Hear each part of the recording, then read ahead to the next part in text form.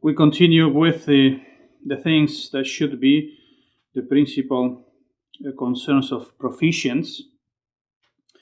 We talked about recollection and the custody of the heart. So today, a special cultivation of the virtue of religion. Religion is that part of justice whereby we render due worship and honor to God.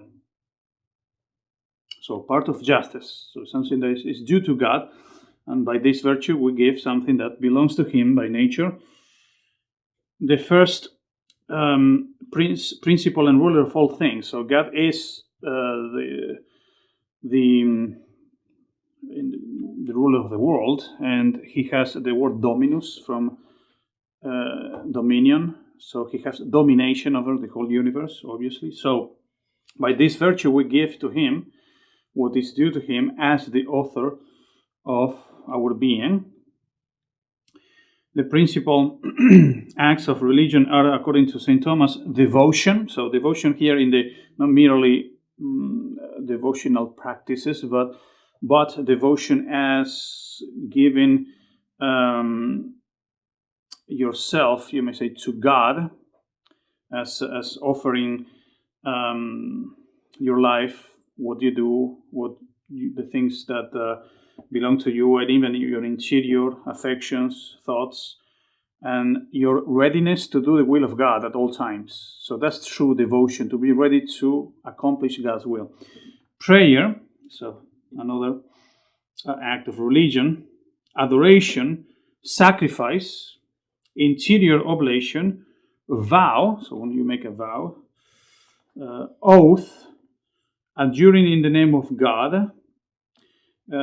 So in society, even in the civil government, you have acts of religion. That's where you swear. In principle, you put your hand in the Holy Scripture and you swear to God that you're going to say the truth. For example, in front of a judge, or when you take office.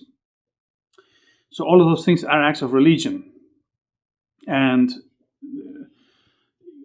it is obvious that if the state it doesn't recognize a God, that there's no basis for morality or for somebody swearing. I mean, now they swear for they may bring your pet. And I swear for whatever, Bobby, my dog, that I will uphold the Constitution of the country. It doesn't make any sense if you don't believe in a higher being that is going to judge what you do at one point. So, or obviously when they bring other books, let's put it that way, and false religions again get involved. But I mean, it's again the same idea that you are placing God as a witness of your action, your intentions, etc. So those are acts of religion. So using the divine name in prayer and praise are acts of religion. So that's why we do it reverently, and the custom of when we say the word Jesus, we bow our heads, etc. All of those things are acts of religion, the virtue of religion. So from this short description, it is immediately apparent that although religion is not a theological virtue, it is still of great importance, not only because of its intrinsic excellence and the value of its acts, but also because it is of great assistance in cultivating recollection of mind and interior union with God. Therefore, the virtue of religion should be especially cultivated by proficients. The acts of this virtue, for example, prayer, sacrifice, liturgical worship, cannot be performed without many acts of the theological virtues being elicited at the same time. So two kinds of acts, elicited and commanded acts. So elicited has come from the very virtue. Commanded means that another virtue is, as the word says, commanding that act. So charity can command acts of other virtues. So we're going to see that it is not impossible, obviously, that charity commands religion, and actually it's a good thing. That our love of God commands and becomes, as it were, the rule of our acts of religion. Hence, acts of religion are very well suited to fostering the interior life and to uniting the intellect and will with God. So, and it makes sense that the liturgy has so many things that even can be perceived by the senses. That is the beauty of the vestments, and then the gold, and the things that we use for worshiping God are the best, because obviously He deserves the best.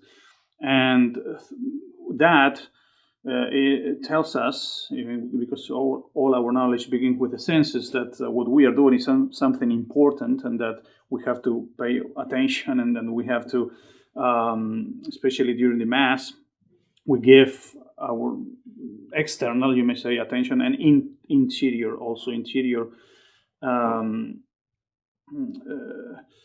you would say, the acts of love of God, which follow from what you're seeing. So the beauty of art and sacred art, the beauty of the liturgy, all those things, they have a very important ratio essendi, reason of being. It's not by chance, and it is also not by chance that the new Mass and the Novus Ordo religion, it doesn't excite your devotion or your love of God, because the whole thing is just it focuses on other things, focuses on man, on nature, and now worshiping the planet thing is a thing now.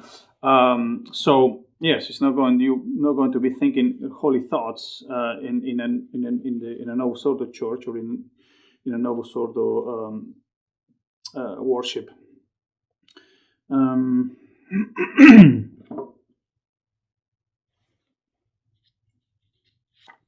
In fact, acts of religion not only remove the opposition of the senses and the imagination to union with God, but actually make use of them to cement that union. So I mentioned this before.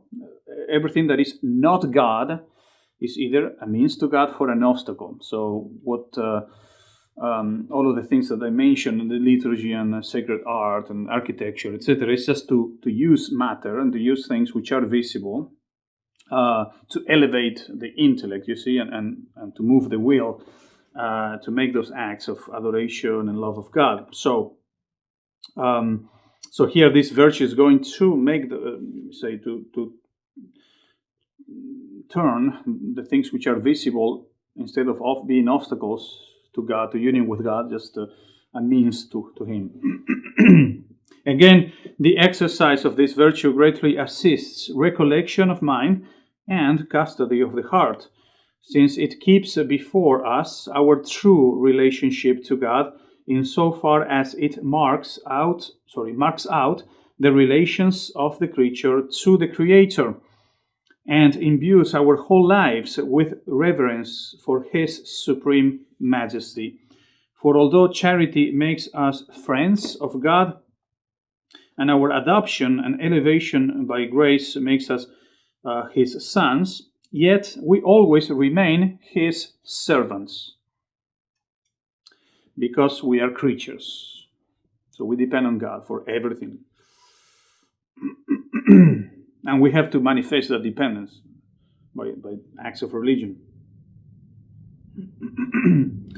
Hence, no matter how wonderful the kindliness with which God receives us, this essential relationship between Him and us, which is fully expressed by the virtue of religion, can never be taken away. Finally, this virtue is of great importance for proficients, because just as charity remains the same in this as in the future life, so also religion, in its higher manifestations, adoration and praise, remains the same in heaven as it was on earth. So faith and hope, they don't remain, they become vision and possession. but the virtue of religion just continues being the same, with in front of in the face of God. Hence, the importance of performing acts of religion to express our subjection to God and to show our reverence for Him. There is nothing to prevent these acts from being commanded and informed by charity, since there is no opposition between humblest reverence and filial love. But care should be taken that this sense of reverence does not vanish from the spiritual life, since it expresses an essential relationship between God and the soul. So, yes, it is a good thing to have a certain familiarity with God, and that you don't treat God as this distant being that you don't have any personal relationship with. But yes, the familiarity is good, but it should not turn into irreverence. You see, familiarity, but with the due reverence to God. So still, He's God, and you are the creature. Therefore, the special atmosphere imparted by the virtue of religion should pervade our whole life, just as filial reverence and love should inform all our dealings with our parents. So even with that's a virtue of piety, that the virtue that you have a relationship to your natural parents. So again, analogical to this, you are familiar with them and you have familiarity with your parents, obviously, but it doesn't mean that you will treat them without any respect. So obviously, the main source of this atmosphere is the spirit of faith, which gives us a deep knowledge and a vivid realization of what we are in the sight of God. So the spirit of faith, we're going to emphasize this aspect of the spiritual life a lot, because again we are both because with the animal part we have both the animal part and the angelic part, but we form one thing. And if we give too much, you may say, preference or emphasis to the senses, we become again natural beings, merely natural, and follow the instincts of the senses, you may say. The spirit of faith is the opposite. It not only is the part of the soul, of the higher part of man, intellect and will, but elevated, you see. And you see things as God sees them. Very important. Not to become, again, too much distracted by things, and also not to have a natural way of doing things, and even of thinking of things. Especially when things happen by divine providence that things we don't understand, we tend to complain and things like that. No, if we see everything with the eyes of faith, there's nothing that is not either sent directly by God or permitted by God, but for our benefit in the spiritual life. But many times we don't have that kind of awareness and presence of God that points to that reality. And it's a reality. Again, the fact that we don't see it doesn't mean it's not real. So even the world that we touch, you may say, by faith, is even more real. If we put more or less, is even more real. In the same way that a metaphysical truth is more of a truth than a physical truth, and the truth of faith is even more than a metaphysical truth. Here, the same thing. Our faith is telling us about the world and the things that happen in the world is much more real, even than the things that we see with our eyes, physical eyes. All this applies in a special way excuse me, to the life of the priest, because by virtue of his office he is deputed to offer worship to God in the name of the church. So, as you know, Bishop Sandberg emphasizes that aspect of the Mass. When the priest offers the Mass, is not just the offering of the priest, it's the offering of Christ, it's the offering of the church, and it's a public act, and it's the whole church involved in that. So that the una cum issue is very important for you to understand, so you can also explain to the people why we take that so seriously. It's not just a mere devotion or something. Oh, I go to the mass, and if it is valid, I get the graces. It doesn't matter if this monster is mentioned in the canon. No, it matters a lot to God. And if it matters to God, again, that's the highest reality. It should matter to you. This is the reason why such a preeminence is given to the virtue of religion by those spiritual authors who are mainly concerned with the spirituality of the priest. So the next thing and subject that should be of concern to proficients is perfect self-abnegation and humility. So today I will just give a little introduction because it's a little longer. So hopefully we finish the next during the next conference. Catholic spiritual tradition as a whole is agreed that charity is the bond and culmination of perfection. Bond, so all the virtues come together because of charity, so it unites all of the virtues. That's true. And it is not less agreed that humility and self-abnegation are the foundation of perfection and the condition of any real progress. So, in the analogy of building a house, etc., yes, what keeps all the things together is charity, but the foundation is humility. So, you cannot have a house without the foundation. So, very important virtue.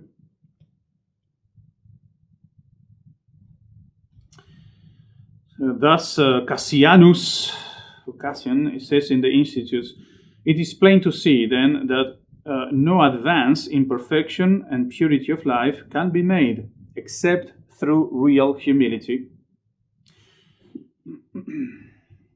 When once really possessed, this virtue speedily leads one to a high degree of that love which knows no fear. And the whole monastic spirituality, Saint Benedict in his rule, etc., the virtue of obedience is the main virtue for a Benedictine, because of that's how you exercise the virtue of humility, by self-abnegation and following the will of your superior. Saint Leo says, "Dearly beloved, the whole science of Christian wisdom consists in true and voluntary humility." And it's a virtue of humility that changed the whole, literally, history of the world, because in paganism, humility was actually considered a vice. You see, now that's back. Now with pride, now in the modern world, pride is like, oh, pride is a good thing. No, pride is a bad thing. And self-love is a bad thing. So there's a good self-love, yes, an ordered self-love in the hierarchy of charity. But what they mean by pride and things like that in the modern world is the same as the pagans used to teach. So, and humility is bad. So for the modern mentality. Saint Gregory the Great calls humility the mother and mistress of all the virtues. And in the Imitation of Christ, it is written, "Never think that thou hast made any progress till thou look upon thyself as inferior to all." Very difficult to get into that degree, that you not only, this is not just saying, oh yes, I am the least of all, it's to believe it and to be convinced that you are inferior to all. And he says, never think that thou hast made any progress until you reach that level of humility. All right, so we can stop here and we continue next time with humility and self-abnegation.